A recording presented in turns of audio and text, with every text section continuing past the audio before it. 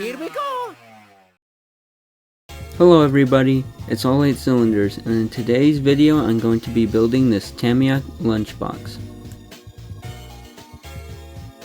With RC kits you get everything that you need to build the roller, so pretty much it's just a model where it doesn't have any electronic components for you to actually move it around. It's just the wheels, the body, and the chassis. I will not be using the included rims that come with the RC kit, and instead I will be using these blue aluminum rims. But in the box you get the wheels, the tires, the body, and you get all the components in brackets like a model kit to build the chassis. You also get the motor, you get some stickers to put on the RC body, which I won't be using most of them because of my paint job. For this RC build, I'll be doing a simplistic design with some inspiration from Bill Elliott's 1997 Ford Thunderbird stock car. Even though I'm not much of a NASCAR fan, but I really like the livery on this car and Mac tonight, so that's what I'm going to be doing. Like I said before, this kit doesn't come with the electronic components, but I did already get the servo, receiver, and ESC. I'll be connecting this RC to my FlySky FC GT5, which allows for multiple models to be connected to it. I will also be using oil ball bearings instead of the included bearings for better performance. And additionally, I'll swap out the stock motor for a super stock RC, the same motor I use in my Tamiya Supra, formerly RX-7. So here's me building the RC car. Gotta say, this build isn't very hard, it's pretty easy. I haven't really had a Tamiya kit that's made me want to pull my hair out yet, but we'll see when that happens. But this one, all in all, was just a really easy build. When I first started building RC cars, I thought it'd be pretty tricky with like taking apart, putting it back together, seeing what went wrong. But for the most part, once you build the RC car, you get a real understanding of how everything works together and where things go wrong. So once something goes wrong, it's pretty easy to pinpoint exactly where it is and exactly what you need to fix. I find building RC cars really relaxing, just like someone would find drawing very relaxing. It's pretty much just like a Lego set. That's really all it is. It's like a little more trickier because you got screws and you have to do things this really certain way. With a Lego set, everything just sticks together. With an RC car, you gotta like grease up everything. You gotta put everything together with like things that click into place, things that screw in, and then things that like you gotta put like a spring and then that spring's pushing against it. So it's like a more hard Lego set. However, I do have a couple things that I don't like about this RC kit, which is one, the steering arms. The steering arms are weird. You have to like screw them in at the same time, and it doesn't help that it's just kind of tricky. There is like a measurement thing on the guide, but it doesn't really work. The shocks on the Tamiya lunchbox are also pretty difficult, kinda. Cutting the rubber is weird, and then screwing in, it's just kinda with the spring, the tension, and I feel like if you screwed it in the wrong way, you'd probably cross thread the hole. So you probably gotta watch out for that. I'd honestly recommend getting aftermarket shocks. Those would probably be better because you don't have to screw it in, and they're pretty much set to the height, so you don't have to worry about all that. Before I start painting, I'm going to use an X-Acto knife to scrape off the excess plastic and lines on the RC body. Now on to painting. Before I paint, I'm going to have to sand the body a little bit with some 400 grit sandpaper. All I'm doing is scuffing the surface so the paint sticks better to the body. After sanding the RC body, I'm now going to use black spray paint plus primer. Unlike polycarbonate RC bodies like my Tamiya Konghead and Supra, you can use acrylic paint on this RC car because ABS plastic doesn't flex as much as polycarbonate, so the paint won't crack.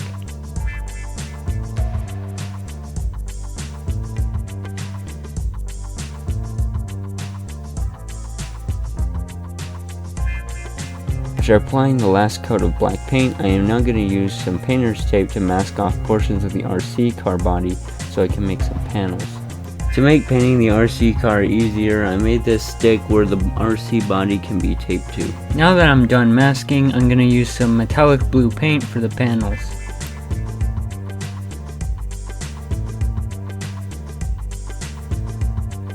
Now I'll mask around the frame for the windshield and airbrush it in silver. And off camera I painted the side passenger and driver window frames, as well as the frames around the taillights and license plate silver. I also painted the reflectors on the body orange, all by hand. Now with the RC body painted, I'm going to seal it all up with some clear gloss enamel.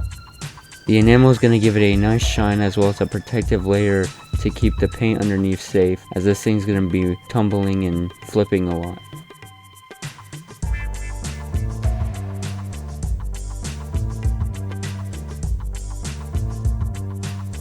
After sealing the paint, it's time to finish it off with some decals, which I'm going to use a drawing program called Krita, as well as my drawing tablet, to make some original artwork for the decals.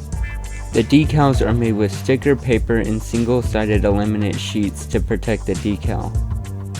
For the first decal, I'm going to do Mactonite with a racing jacket, as well as the Mactonite logo in a night city sky. This design actually goes unused because I thought it didn't look good on the RC body, so instead I decided to scrap the background in the 94, which looks much better in my opinion.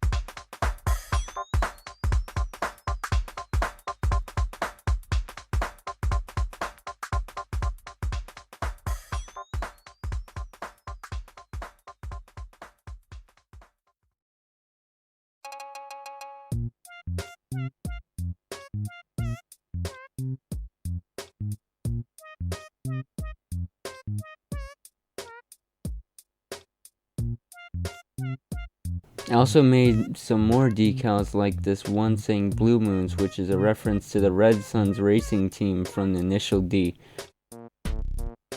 I also made some additional decals. Now with the RC body painted and the decals on, all that's left to do is charge up a battery and send it.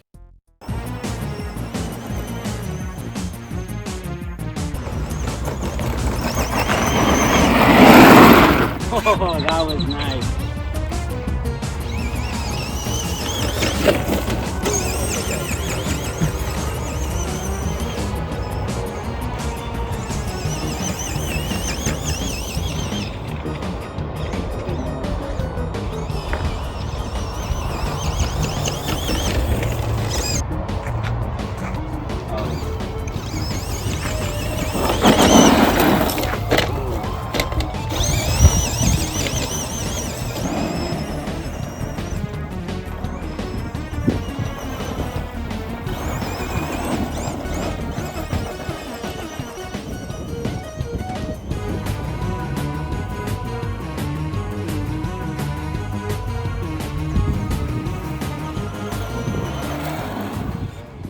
This RC drives phenomenally. I see why so many people recommend this kit. As you can see, it bounces very well and it handles most terrain perfectly. It is rear wheel drive, so it can get stuck in rough terrain like dense grass, loose dirt, and sand. Other than that, this RC cart is amazing. I'd highly recommend this RC kit to everyone. It is an easy build and the RC cart is amazingly fun to drive around. Well, I hope you guys enjoyed the video and have a blessed day as always. Is what I would say if the video was done, because there's something I haven't quite shared yet. So this isn't the RC body that came with the kit. This is.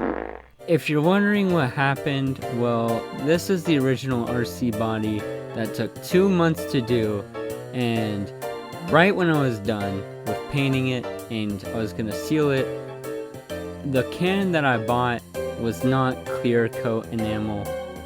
It was actually white enamel, and all I had to do was look at the can. It says white right there, but by the time I noticed it was already too late, and 2 months of effort just went completely down the drain, all because I just didn't look at the can and see it said white on it. But in the end, this is actually better because the paint is simpler, is much easier to touch up if the paint gets scuffed, and if the decals are worn, I can always print another. With the original RC body and this really complex design I got going on, as the car gets banged around and inevitably the paint gets scratched and scuffed, the design's just gonna eventually just be complete crap. So this more simpler paint job is a hell of a lot easier to repair and touch up when things go wrong. After destroying a 2-month-long paint job, I bit the bullet and decided to buy a whole new RC body because I tried to remove the paint off the original, it just wouldn't work. So with the new RC body, it was a fresh, clean slate, and plus I had to re-record some footage, so it all worked out in the end. And this is my Tamiya lunchbox. After all of the stress of painting it caused me, it was super fun RC car to drive around, really easy to build, but painting, just sometimes in life, it's simpler is better, you know. But anyways, that was my Tamiya lunchbox, and I hope you enjoyed this video, and have a blessed day as always. Goodbye.